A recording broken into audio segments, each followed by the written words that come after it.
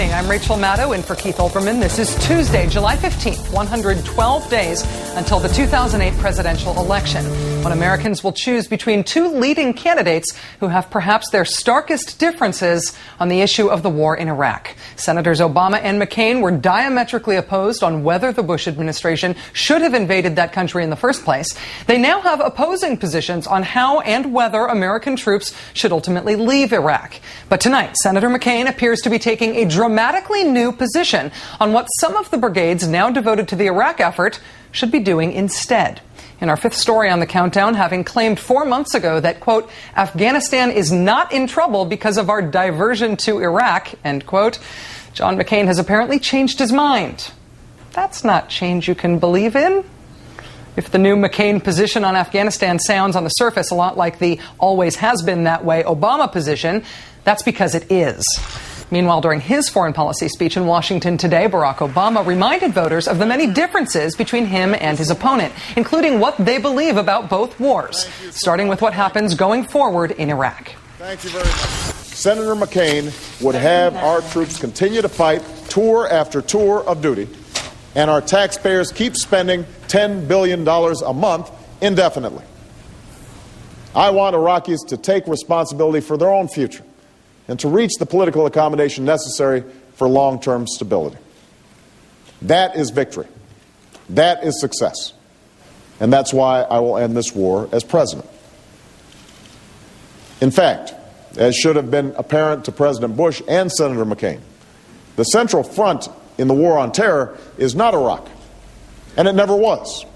Senator Obama added that it is unacceptable that almost 7 years after nearly 3,000 Americans were killed on our soil, the terrorists who attacked us on 9/11 are still at large. He reiterated that Osama bin Laden and Ayman al-Zawahiri are still at large and recording messages for their followers. He predicted that if another attack on America comes, it will likely come from the same region where 9/11 was planned. Obama cited that as the reason to make Afghanistan a priority. Senator McCain said just months ago that Afghanistan is not in trouble because of our diversion to Iraq. I could not disagree more.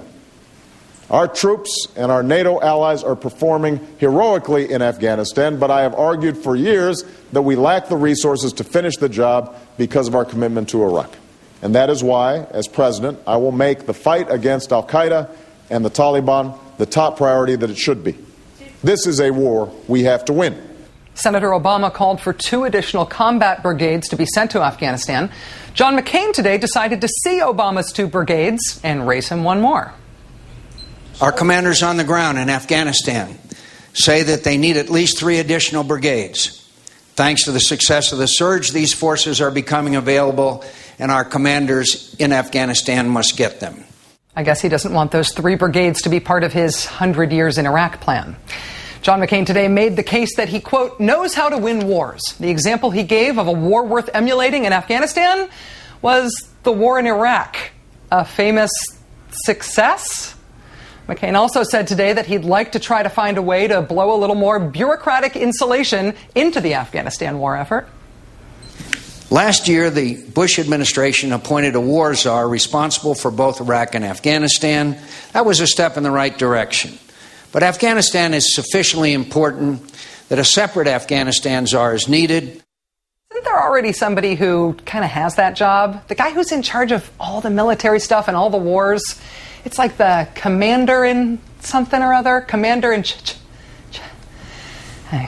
The current commander-in-chief was asked at the White House today if he had any advice for Obama before the Democratic nominee goes to Iraq and Afghanistan. I would ask him to listen carefully to Ryan Crocker and General Petraeus.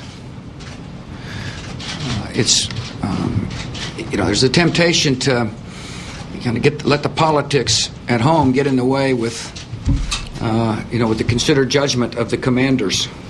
And as for that soundbite we played earlier, the one where Obama said the central front in the war on terror is not Iraq, it never was, and McCain and Bush should have known that, would the president want to respond? Well, as you know, I'm loath to respond to a particular presidential candidate. And so I will try not to. Except, Mr. President, you just did. Let's bring in MSNBC political analyst Richard Wolff, also the senior White House correspondent for Newsweek magazine. Hi, Richard. Hi, Rachel. McCain's attack is that Senator Obama does not have any experience on foreign policy. Is that undercut by McCain seeming to have no problem not just using Obama's rhetoric, but also articulating Obama's actual foreign policy positions? Well, yes, you're right. This Me Too approach, actually going one better, adding one more brigade, does undercut the idea that Obama is somehow inexperienced and naive and weak and all the other epithets they've been throwing at him. And just as important, it suggests that McCain is flailing around here. I mean, when you look at his explanations of where the troops came from, he really twisted himself into a pretzel shape today. First of all, it was going to come from Iraq, then the troops might come from NATO, and later in the day, a spokesperson said, well, it could be a mixture of both. You know, if that had happened on the other side, with Obama not knowing where troops were going to come from, you can only imagine what the RNC and the McCain campaign would have said. Richard, one of the strange things about the McCain Afghanistan and Iraq remarks that he made at the top of this town hall meeting today is that he gave those remarks in front of a big backdrop that said, "Jobs for America," which was just a bit of strange stagecraft there. I actually was less surprised by that strange stagecraft than I was by McCain's assertion in the speech that the model he thinks we need to copy in Afghanistan is Iraq, as if Iraq is the stand-in for successful military effort in the United States now. Did you see that as a bold move or just a strange move or something else? Well, I think the wackier thing was the many references to Czechoslovakia that McCain has been using in recent days, a country that hasn't existed for 15 years. But putting that aside, what's interesting is, again, where these troops are coming from. In the soundbite you just played, McCain talked about these troops coming from Iraq. Well, if Afghanistan is going to be repeating what happened in Iraq, the truth is there aren't enough troops out there. The troops are already stretched to breaking point just with the surge. And the problem about going to a place like NATO forces is that it's been exceptionally difficult to get, for instance, German forces to go into the combat zone in Afghanistan. So if you think Iraq is the model, and we can debate whether or not that's been a true success, but if you think Iraq is the model, it is actually almost impossible to duplicate it in Afghanistan while Iraq is still going on. Why is it that it's not okay for Obama to talk about troop withdrawal, his 16-month plan for Iraq, before he goes to Iraq? But it is okay for McCain and President Bush to talk about the success that they see us having in Iraq. Why is it okay for them to say that before Petraeus gives his next assessment of where things stand in September, that they can see success, but Obama shouldn't talk about his plan? Well, McCain is right to say that fact-finding trips are often not about finding facts, and he should know he had a wonderful stroll through that Baghdad market the other day, and it wasn't really about finding facts. And really, Obama has said the same thing. You know, these are really policy confirmation trips. They're not fact-finding trips at all, and when they hear from Crocker and Petraeus, they're really doing the same thing. So I question the value on both sides of what they hear, because these people are really hearing what they want to hear. Richard, the Afghanistan czar idea that McCain put forward today, do you see this as a symbol of the larger strategic difference between the two candidates on the wars? Obama wants to talk about Iraq and Afghanistan in the big context of terrorism and our national interest. McCain has been aiming sort of more small bore, talking about short-term tactics and their impact. He wants to make the whole story of the Iraq war the surge. Is the idea of an Afghanistan czar kind of a symbol for that, their overall different areas of focus?